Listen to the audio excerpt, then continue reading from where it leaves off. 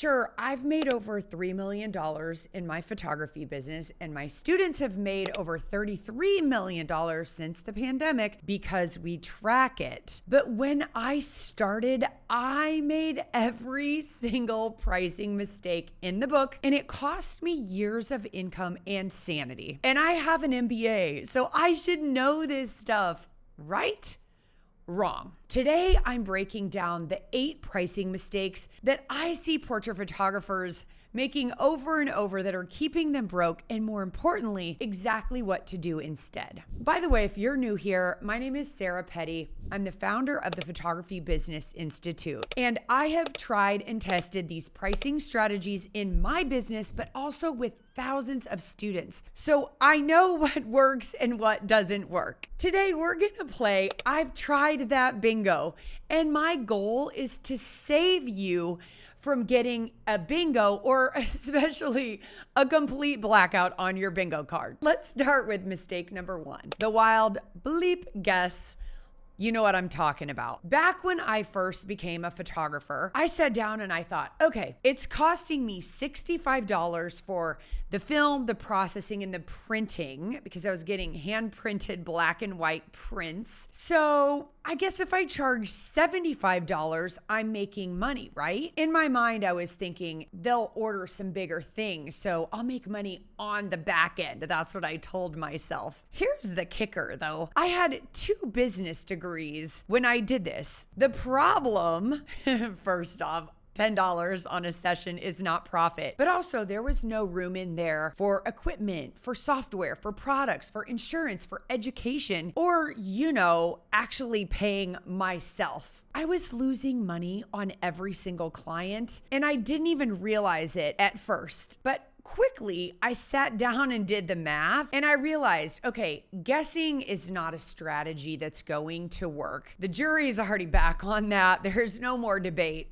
Guessing doesn't work. Mistake number 2, I call this low balling, also known as I'm going to charge very little or less than my competitors because I'm not really that good yet. Listen, I get it. You look at your competitors and you think, oh, I'm newer, I'm not experienced, so I'm going to charge less than them because I don't have confidence in my work. I don't have confidence in my business. I don't really have confidence in anything. Here's what I want you to hear. I had a photographer in my town who literally was marketing herself as a cheap Sarah Petty. She would stop moms in stores and tell them she was a cheap Sarah Petty. In her mind, I guess she thought she was giving a premium experience, but at discount prices. This is not a sustainable strategy. It's not going to work for anybody, and it didn't work for her because she is now out of business. So if you market yourself on just being cheap, you're going to stay stuck there. And the reality is, there are a lot of photographers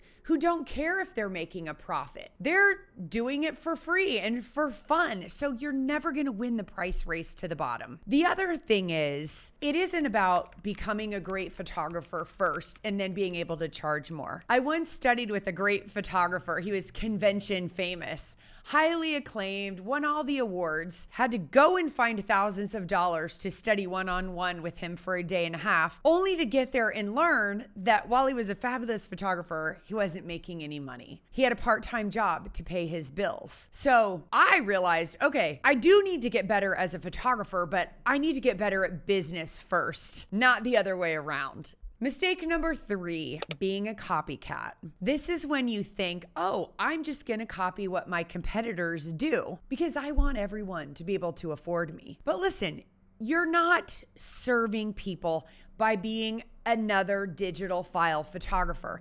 Actually, I believe to my core that you're doing them a disservice. Think about it this way. Fast food restaurants compete on price because their customers care more about price than quality. It's a convenience. They want it quick and easy because they're hungry and they just need it. Have you ever been stuck driving on the interstate and you are like, that's all there is and I'm just starving? Yeah, me too. Then you regret it for the next few hours because you feel terrible. So when people do that and they're eating disgusting fast food, no offense if you love it, but they're choosing convenience and price over a quality meal. In a price competitive market, you become a commodity. And the world doesn't need another digital file photographer.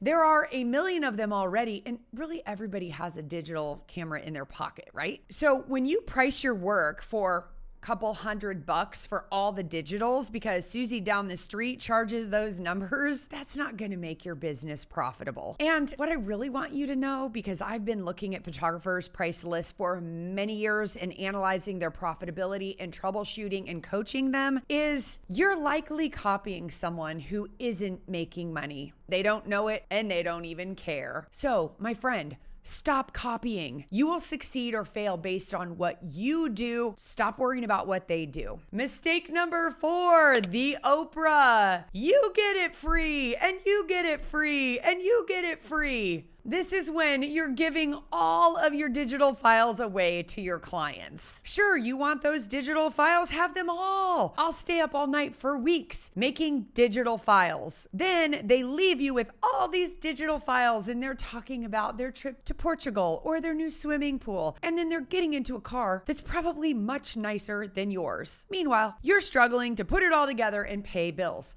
I've been there. And even though you think you're serving them by giving them more, you're not. Photographers always tell me people just want digital files. And I say, well, that's kind of like saying there are grocery stores. People would never go to a restaurant and pay more for that same food that they could buy at a grocery store for someone else to prepare it for them. Get what I'm saying? With the digital file model, also, you have no relationship with your clients. You drop off files or you send a link to an online gallery and disappear. Your clients aren't investing much time or money, and they aren't always easy to please when you're giving it all away for such a low price. They're certainly not printing them and hanging them on their walls. And if they are, the few who are, they're likely printing them poorly at Walgreens.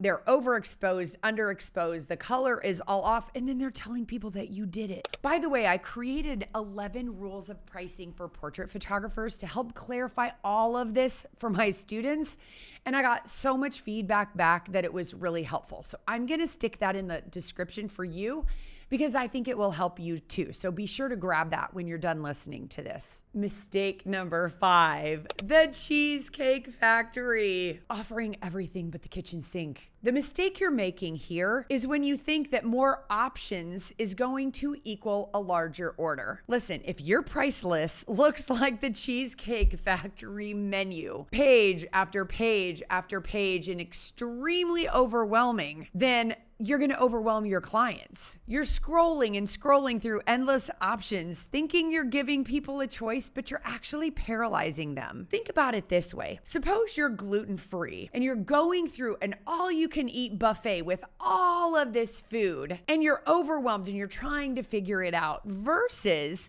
having the chef walk alongside with you and saying, would you mind if I curate a very select menu for you? Would that make it easier? So you're actually going to see fewer things, but you're going to be happier with them. Wouldn't you rather have quality options that serve you versus just more? I really want you to hear this. People will pay more for less when it's the right less. More does not mean better. Mistake number 6, dipping the toe.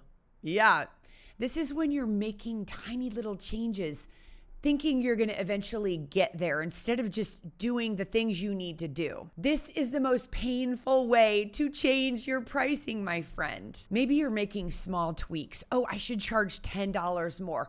No, maybe $7 more. I remember having these conversations in my head and waking up in the middle of the night, adjusting by $3 and $5, constantly second guessing myself. Think about the difference of having to take an ice bath. If you have an ice bath, the best way to do it is just to jump in, and within like 60 seconds, your body will be numb and you'll be fine. And then when you're done, you can get out, versus putting in a toe and then a foot and then your leg. You're suffering so much longer. By the time you've gotten your whole body in, you've probably experienced 20 minutes of agony when it could have been done in 1 minute. Boom, done.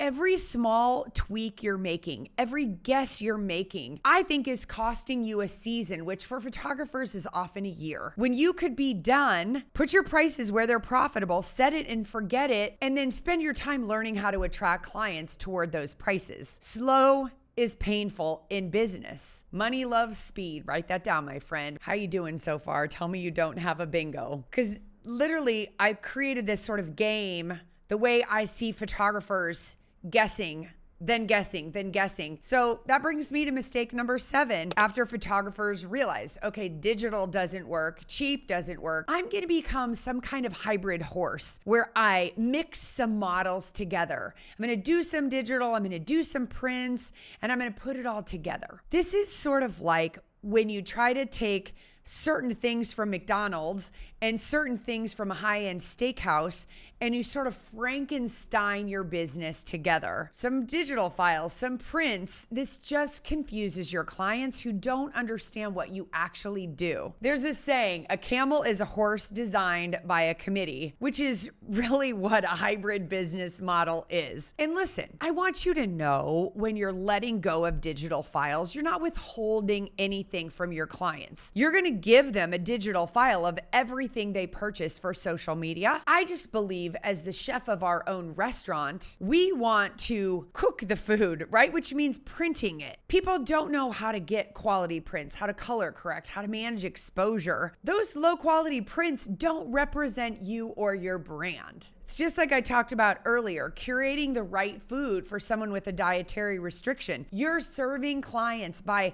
being super selective and making it easy for them to make a decision because we want artwork hanging on their walls. Here's the worst part about the hybrid model, which I kind of call a ponderosa. You know, they tried to be a steakhouse for freeple cheaple people and it just became kind of gross. One of my students once typed in the chat ponderosa. But what happens when you create a ponderosa business model and it doesn't work? You blame yourself.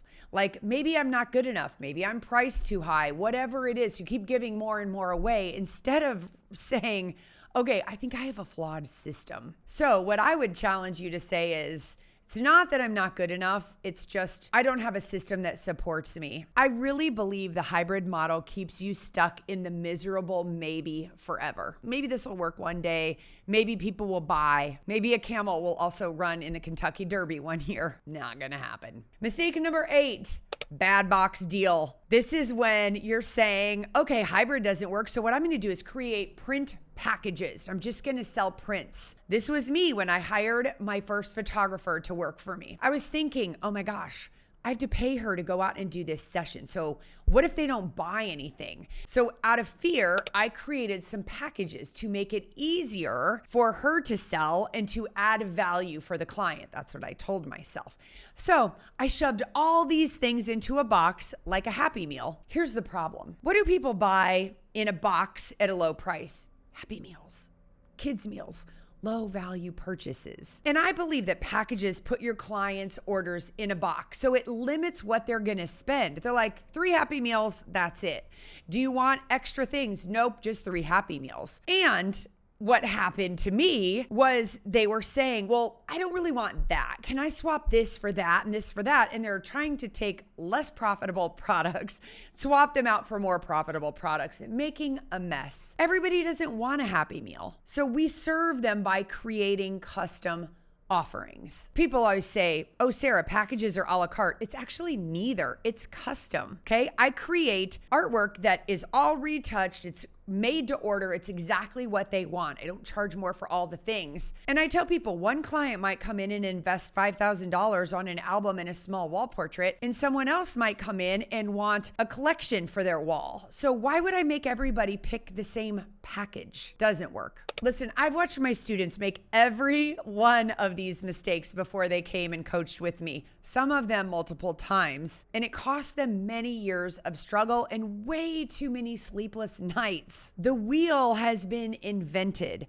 So once they stop making these mistakes, testing this and costing them a year, testing this, costing them another year, beating themselves up, having low self-esteem, and I call it head trash, blaming themselves for not being good enough when it was just that they didn't have have a system. Once they got my system, they started following it, everything changed. Their average orders went from 300 and not getting enough clients to learning how to go get clients who order over $2,000. Their stress went down, their profit went up, and they've been creating family first businesses. So my friend, if you've gotten a bingo or even a full card blackout, you might consider chatting with someone on my team to see if we could help you. And just know, you can do this. It's not about you. It's not about your photography. It's that you don't have a proven system. Keep watching and let's go.